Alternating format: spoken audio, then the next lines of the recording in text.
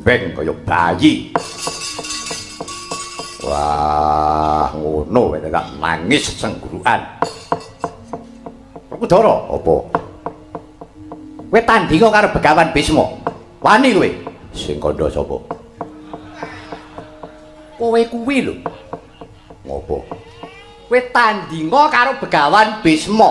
Kowe wani? Sing kandha sapa? Kowe iki guneman kok mulek ora sambung ki piye to? Kowe iki tak tari. Kowe kuwi tanding karo Bisma wani ora? Sing kandha wani iki sapa? Oh, la iki wis kisruh ya ngene iki. Jebulane kowe iki ya ora wani. Dudu perkara wani apa ora wani. Ning kuwi mbahku wis paring ilmu karo aku. Malah kuwi ya tunggale Janaka mau. Janaka wonten dawuh. Wis saiki Janaka Werkudara ora susah kowe teman ndang gawe. Saiki aku njaluk senjata pitulung kelawan sira Yayi Arjuna. Ora susah kowe perang. Inggih, Koko Prabu. Nanging aku bakal mundhut ngampil barang darbekmu. Kowe lila apa ora? Menapa kemawon pusaka menapa kemawon ingkang panjenengan pundhut. Badhe kula aturaken. Tenan, saestu kowe lila. Inggih. Lila Kanjeng Koko Prabu. Aku nyilih bojomu Wara Srikandhi. Aku nyilih bojomu Wara Srikandhi bakal tak dadekake senopati.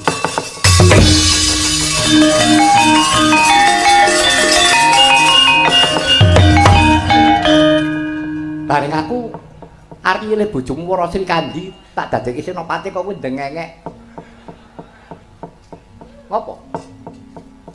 Menapa kirang senopati anu-anu kenging menapa kedah Srikandhi ingkang dipun jaaken wonten palagan.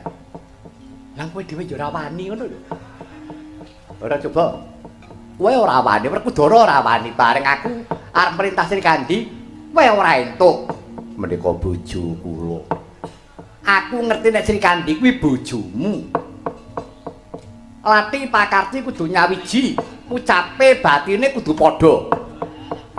Tegese kowe ora wis lila to, aku nyilih barang darbekmu. Nek ora gelem perang, lho niki Koko Prabu menapa kemawon kula aturaken. Bareng bojone disilih kok. Ora entuk. Wah, kekno. Sinten samimo, Dik? Kok dadak piyek. Upaminipun boten Wara Srikandhi dos pundi. Menawi ngantos Srikandhi alit sakit ageng tuwuhipun pejah. Ati kula neh cerewet. Kuwi yo ngono kuwi. Kowe rila apa ora? Nek pancen rila, coba. Tarine dhisik.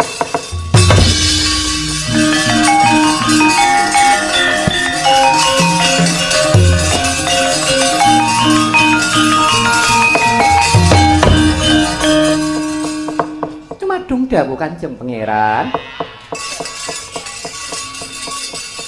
Wara Srikandhi wonten dawuh. Dina iki kowe kadhawuhan Koko Prabu Ndwarawati kajumenengake dadi senopati. Keparipun Kanjeng Pangeran. Ning gugu aku kowe aja gelem.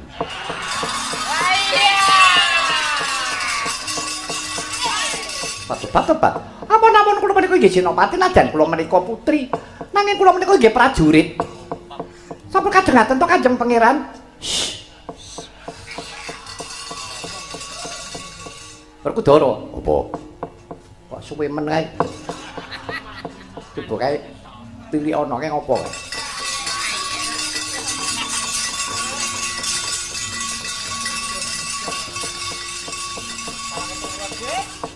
Aku iki bojomu. Kowe tresna karo aku. Manut karo aku. Yen ning cilakamu aku sing kelangan, sing muktekke kowe iki aku. Kowe manut apa ora? Inggih wis tak kendhawuh. Kowe aja gelem yen kon dadi senopati.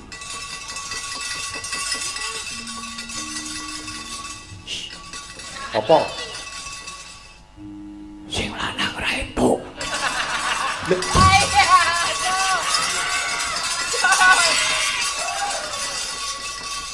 Werkudara yahene kok ndagel.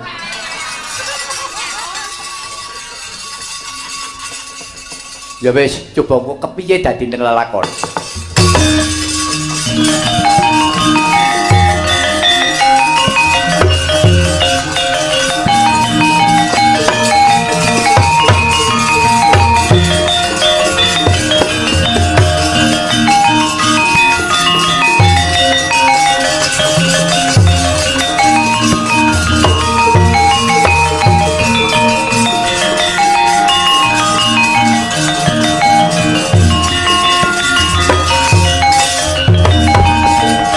Kandi wonten dawuh Kanjeng Koko Prabu ya rikala semono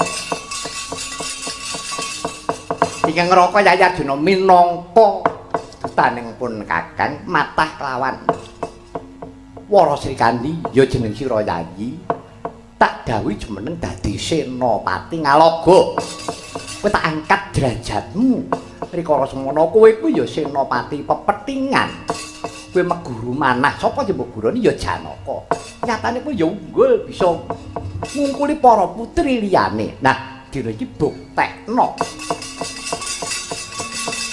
kira-kira kowe wani apa ora yen kowe dadi senopati mungsuh karo Begawan Bisma menawi keparingipun Kanjeng Koko Prabu mekaten nggih Koko Prabu kula nampi sendika ndherek kula setaken dawa paduka Kanjeng Koko Prabu kula nampi setaken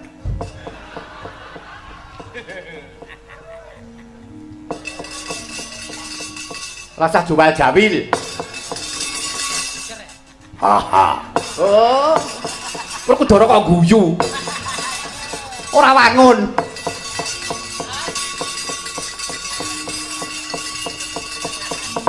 Piye Janaka yen kowe krungu tembung kaya ngono kuwi?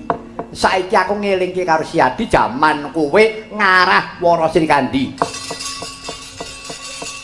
Kowe prastya apa ora karo bojomu Wara Sembadra? Ayo. Bareng wis paripurna meguru manah karo kowe terus kowe nglamar karo Sri Kandi sing mbok kon nglamar Sembadra. Wis.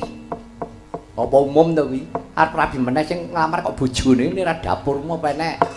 Ayo. Kowe tembungmu rikala semana ibune kuluk. Aku kepengin garwa Wara Sri Kandi ku ora perkara ayune nek ayune ayu kowe luwes kowe. Anak-anakku pengen Wara Sri Kandi ku duwene kasekten kaya aku, titik sing jemparing padha karo aku. Besok kepengkoking Pancabaya Sri Kandi iki bisa ditohake ana madyaning palagan. Ayo ya ngono apa ora? Ayo.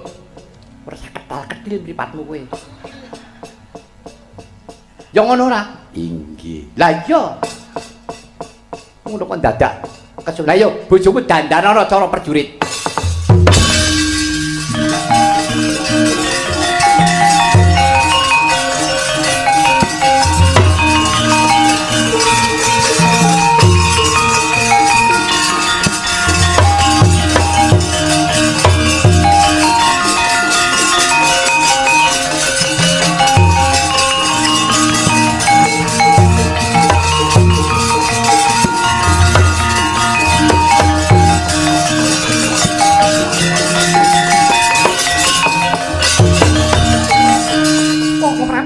Semban kula Koko Prabu pundhen kula mangke prateng delahan. Bingeng manah kula tanpa pepindhan Koko Prabu sasampunipun kula katetepaken jumeneng dados senopati. Iya. Yayi Wara Sri Kandi. Nadyan to sira iku traing wanita nanging Siadi iki nudratake bisa jumeneng dadi senopati. Duwene kadigdayaning kuwi tanpa beda kaya priya. Nggih Koko Prabu kula nyuwun pangestu Koko Prabu. Ya, sing ati-ati ya Wara Sri Kandi mungsuhmu ora baen-baen. Mungsuhmu ku mau Begawan Bisma. Ngono ninggi. Kanjeng Pangeran kula nyuwun tambahin berkah pangestu. Iya. Wara Sri Kandi sing ati-ati. Kang Panjodipati kula nyuwun pangestu. Ah, ya kompreng ndang mangkat kono.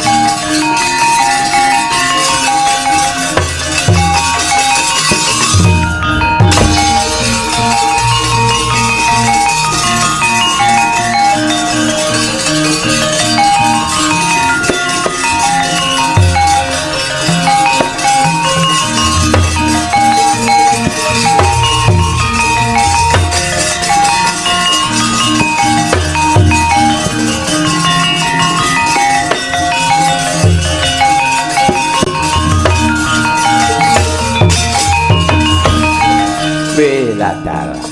Keterangane Pandhawa ki jiring getih wedi mati.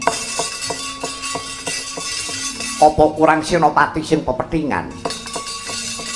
Apa kowe nyandang nganggo cara Senopati? Aku wis ngerti yen pancen kowe kuwi wanita, kowe bocah wadon Srikandi. Aja kowe sing maju bojomu kon maju menyang paprakan kene. Tobat. Aja ngremehake kelawan wanita, aja ngremehake kelawan Srikandi. Nadyan, kowe wis bisa nyirnakake Senopati ning Pandhawa katurune pisan yang Seta Utara Wirasangka. Nanging aku ora bakal ulak, aku nandingi kridane Begawan Bisma. Lho. Aku ngeman karo kowe ya Cahayu, aku ngeman karo kowe. Aja nganti tanganku tak regeti nganggo ludirane wanita. Aja nganti tanganku iki kena getih wanita. Mundur. Aku gelem mundur. Entuk pancen aku bisa ngasorake Pendhita Talkanda Begawan Bisma. Oh lah dalah cobanen wong ayu.